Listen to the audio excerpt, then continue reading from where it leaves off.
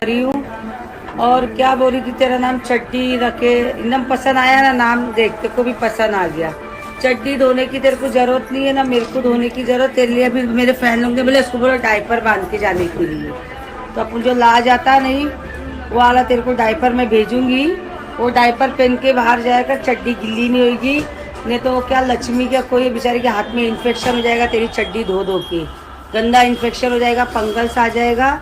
इसीलिए तो अभी डायपर पहना कर, तेरे लिए मैं डायपर भेजती, मगर चड्डी तो तेरा नाम रहेगा ही। और चड्डी क्या कर रही है, बर्थडे की तैयारी एकदम मस्त करने। क्या बोली, मेरे बर्थडे की तैयारी कर रही थी, इसने ऐसा करी।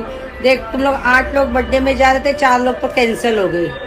देखी ना, खाली तू जाना अभी वो कांदोली के मॉल में और अकेली बर्थडे मनाना। जो 4 लोग को बुलाई थी वो 4 लोग कैंसिल हो गए ना, मालूम पड़ा ना, मालूम पड़ा ना मरियम कैसी है, देख ले, मालूम पड़ गया ना अच्छे से। अभी क्या मैं चड्डी वाली, तूने क्या बोली चड्डी वाली, क्या मैं अभी वीडियो बनाऊंगी नहीं, मेरे बड़े लोग ने मना किए, क्योंकि तेरे को मालूम है तू मेरे से पूरी नहीं सकती, तेरे को मैं पूर के निकल सकती, इसीलिए तो हार मान रही है। और ये क्या बेहुदा फालतू बातें करी, जो मुद्दे की बातें वो करना।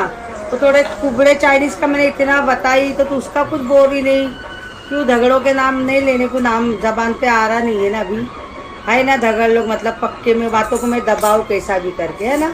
इसके लिए अभी क्या हार गई ना, तो मेरे बेचारे बड़े लोग ने बोले तो मैं नहीं बना रही वीडियो। अरे तू क्या बनाएगी वीडियो, तेरा मुंह देख आईने में, और जितना एक बोलेगी ना 10 सुनेगी मेरे मुंह से, समझी क्या चड्डी वाली। और चड्डी पकड़ के बैठ टाइट, चड्डी का लास्टिक भी ढीला हो गया है। तेरा बर्थडे तो कैसा देखी, रात का तेरा केक वेक सब गुल हो गया, तो बहुत छोटे छोटे केक काटती।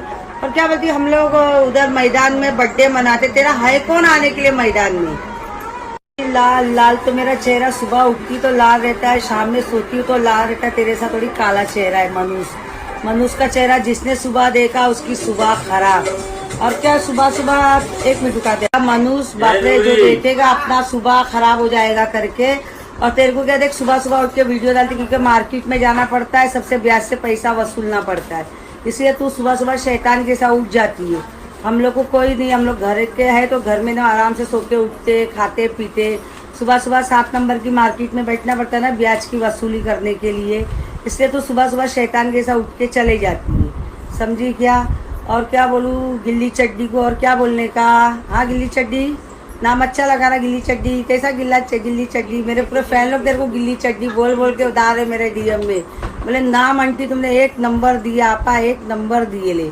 अस्सलामुअलैकुम वरहमतुल्लाहि वबरकातुहू। मैं हूं आपकी मेजबान नाजिश खान और आप देख रहे हैं आपका अपना चैनल नूर रिएक्शन ब्लॉग। जैसे कि मैंने अभी आपके साथ एक क्लिप शेयर की है और आपने वो क्लिप देख भी ली होगी। क्लिप देखने के बाद आपको पूरा माजरा जो है वो समझ में भी आ गया होगा की है। और क्लिप शेयर करने के बाद जो इस क्लिप में एक नई बात है तो वो ये बात है कि सायरा सत्तानी की एक फ्रेंड भी उन 15 लाख रुपये जो रेहाना खान बॉस के हड़पे गए थे और उनके वो पैसे आज तक भी वापस नहीं हुए हैं, तो उसमें इनकी एक फ्रेंड भी शामिल थी। अब उस फ्रेंड का नाम का जो है खुलासा वो हुआ नहीं है, पर वो जो भी फ्रेंड थी और वो सोशल मीडिया पर भी नहीं आई है और शायद उसने कभी भी बताया नहीं है सायरा सत्तानी ने कि वो उनकी कौन सी फ्रेंड थी और कौन सी फ्रेंड के साथ मिलकर और उन्होंने अपना रायता जो है वो फैलाया था। क्योंकि मुझे ऐसा लगता है कि सोशल मीडिया पर जब भी रेहाना खान बॉस के 15 लाख रुपए की बात निकलती है तो लोगों को मिर्चियां लगनी शुरू हो जाती हैं, लोग दूसरे लोगों से जो है सवाल जवाब करने लगते हैं। पर मैं एक बात उनको ये जवाब दे दूं कि जब वो 15 लाख रुपये सायरा सत्तानी ने लिए थे, फिलहाल वो जिस भी तरह से लिए थे, और वो जो इस बात को कह रही हैं, और ये जो मैंने उनका क्लिप शेयर किया है, ये क्लिप शेयर करने का मेरा यही मकसद था कि जब उन 15 लाख रुपयों का सिलसिला और मुद्दा उठ रहा था और बात फैल रही थी और रेहाना खान बॉस अपने पैसे मांगने के लिए बार बार उन्हें फोर्स कर रही थी, और वो आज भी जब से सायरा सत्तानी ने झूठी कुरान की कसम उठाई थी तब रेहाना खान बॉस ने अपनी एक वीडियो में कहा था कि जब वो कुरान की कसम खा रही थी तो मेरा तो रोंगटा खड़ा हो गया था,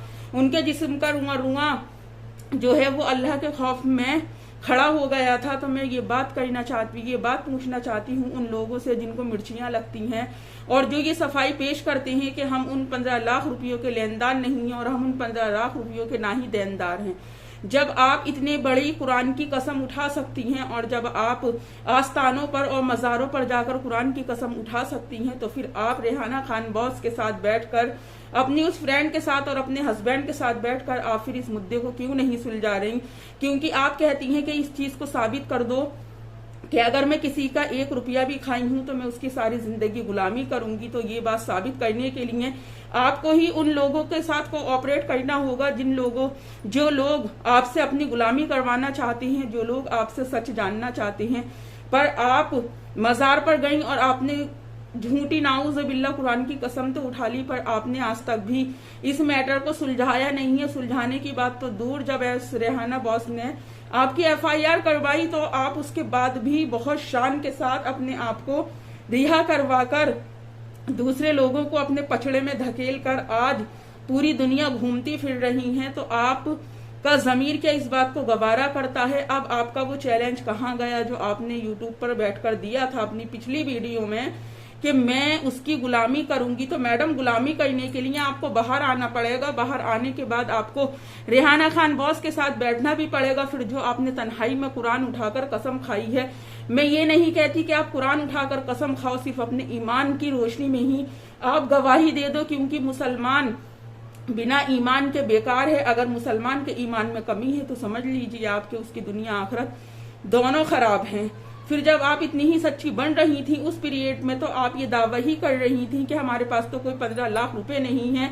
ये तो जब आपकी और आपके हस्बैंड की लड़ाई हुई तो आपने कहा कि आपको उन 15 लाख रुपये का कोई इल्म नहीं, वो सब अयूब शेख लेकर आए थे। अयूब शेख भी एक तरफ कुरान उठाकर कसम उठा लेते हैं, आप भी कुरान उठाकर कसम उठा लेती हैं। तो फिर मेरे दिमाग में आपकी वीडियो देखने के बाद, पिछली जो मैंने वीडियो देखी है, तो यही सवाल पैदा हुआ कि जब आप वाकई ये कहती हैं कि आप सच्ची हैं और आप उस इंसान की गुलामी कर लेंगी जिस इंसान ने आपके लिए ये कहा कि मैंने किसी का 1 रुपया भी खाया है, तो मैडम ये दुनिया है। हम इस बात की अपने पड़ोसी, अपने घर के मेंबर की तो अलग बात है, अपनी फ्रेंड्स और पड़ोसी की भी ये कसम नहीं खा सकते कि हमने कभी इनका 1 रुपया नहीं खाया हो। क्योंकि जब 4 लोग एक साथ उठते बैठते हैं ना, तो कभी कोई फ्रेंड खर्च कर देता है, कभी कोई फ्रेंड खर्च कर देता है, कभी कोई फ्रेंड खर्च कर देता है, पर आप हर एक बात को झूठ के मखमल में लपेटकर लोगों के सामने पेश जरूर करती हैं।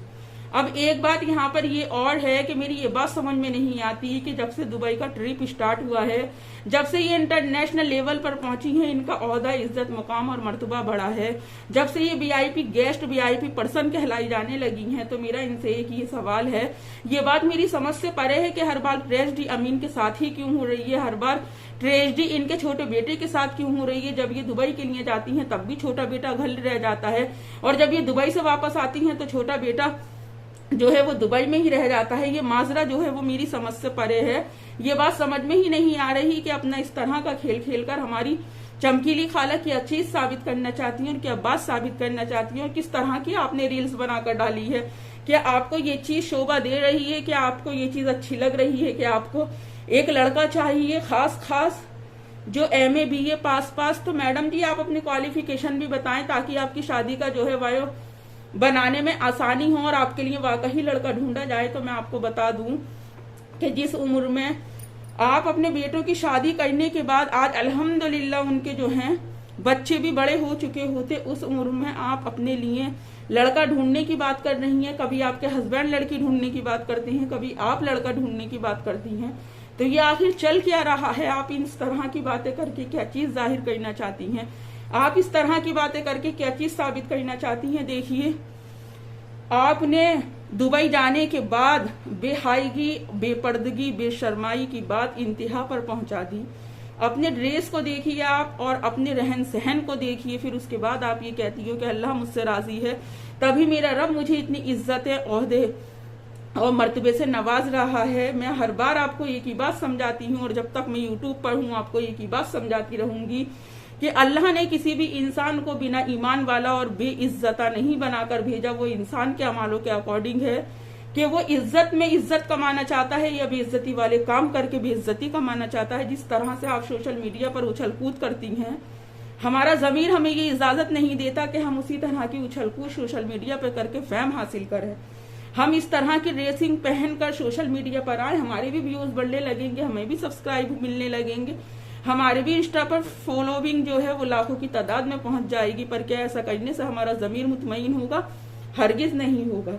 जो लोग ये कहते हैं कि वो नमाज पढ़ती है, पर क्या नमाज आपको दिखाकर पढ़ेगी? तो उनसे मेरा ये सवाल है कि जब नमाज वो दिखाकर नहीं पढ़ती हैं तो जीन्स टॉप पहनकर और सोशल मीडिया पर हुक्का पीकर और नशा कर करके ये जो उल्टे सीधे वो डांस करती हैं, ये उनसे देखने के लिए किसने कहा है? बताएं जरा मेरी वो बहन जो इस बात को कहती हैं कि वो नमाज पढ़ती हैं पर आपको दिखाकर नहीं पढ़ेंगी। तो जब सारे काम दुनिया के दिखा रही हैं, उनके लिए दिखाना कोई बड़ी बात नहीं है, तो फिर वो नमाज को ही, फिर वो अपने नाच गाने को भी ना दिखाएं, उससे के दिखाने से भी परहेज करें वो। पर कहते नहीं है कि चित भी उनकी, पट भी उनकी और अंडा तो उनके बाप का है ही।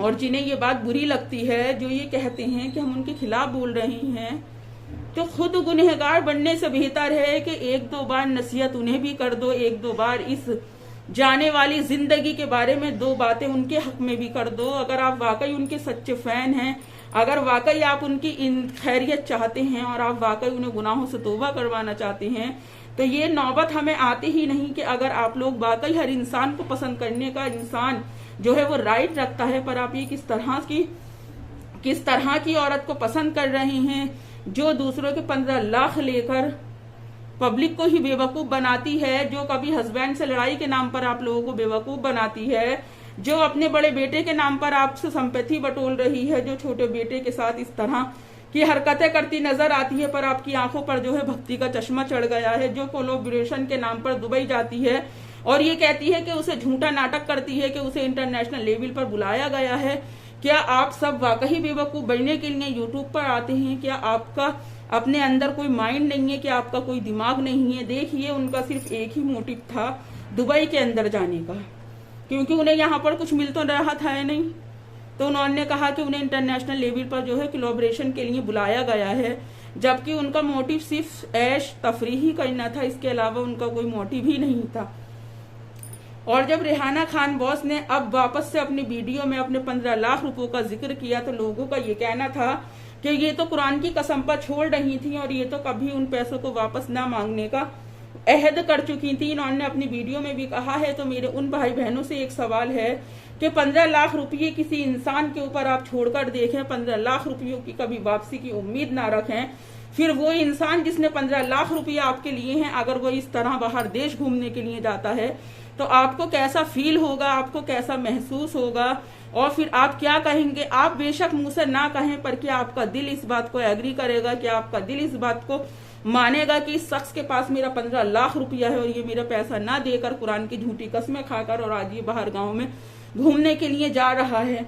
देखिए, अंत हर चीज का होता है। हर चीज का जो कर्म इंसान कर रहा है उसे वो दुनिया में ही भोग कर जाना है, क्योंकि अब वो कहावत नहीं रही कि दादा करेगा तो पोता भरेगा। आज के दौर में वो बात है कि जो जैसा करेगा वो वैसा भरेगा। तो मैं यहाँ पर सायरा सत्तानी से एक ही सवाल कहना चाहती हूँ कि आपने ये सोचा कि दुबई में आप लंबे लंबे नेल्स लगाकर जो घूम रही थी, पैंट शर्ट में जो घूम रही थी, अस्तगफिरुल्लाह, आज मैं फजर की नमाज पढ़ के जब लेटी तो मेरा ध्यान इनकी तरफ चला गया।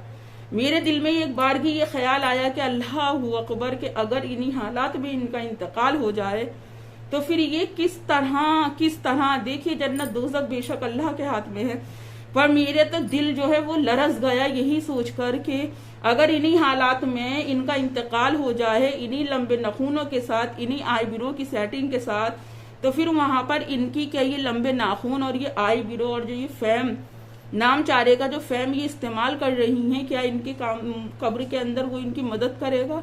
जो ये 15 लाख रुपये रेहाना खान बॉस के अपने सीने पर रखकर लेकर जाएंगी और फिर उसकी एवज में ये झूठी कसम खाती हैं कि वो पैसे, आपने बेशक सच्ची कसम खाई हो कि मैंने रेहाना से पैसे नहीं लिए, पर आपने अभी तक भी ये कसम नहीं खाई कि आपने उन पैसों में से 1 रुपया भी इस्तेमाल नहीं किया, और ना ही आप इस चीज की कसम खाएंगी। तो कभी सोचिए कि अस्तगफिरुल्लाह, नाउज़ुबिल्लाह, कि कभी इन्हीं हालातों में अगर मौत आपके पास आ जाए और आपके पास अल्लाह के पास जाने के लिए आपका टाइम आ चुका हो, तो फिर आप क्या करेंगी? किस तरह?